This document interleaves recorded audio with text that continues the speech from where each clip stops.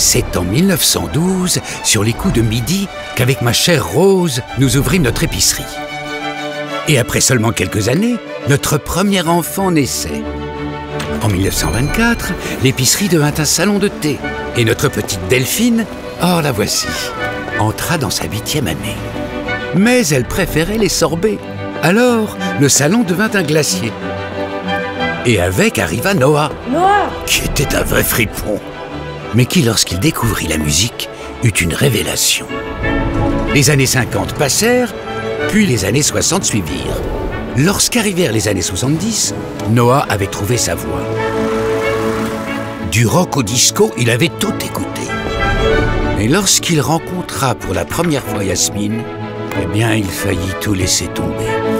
Heureusement pour lui, ce simple premier regard suffit.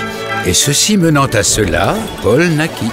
Il était très doué pour le flipper, mais beaucoup moins pour les maths. Voyez-vous, il était plutôt un pilote de vaisseau spatial, un expert 8 bits en art martial. Alors il ouvrit une salle d'arcade, jusqu'à ce qu'un certain film lui fasse faire volte-face.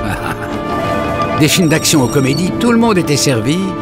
Mais un jour, d'un simple clic, ils firent une découverte inopinée.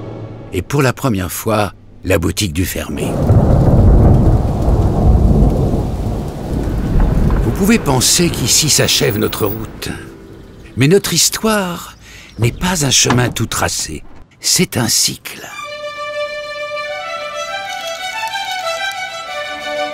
Alors à Paul maintenant de raconter la suite.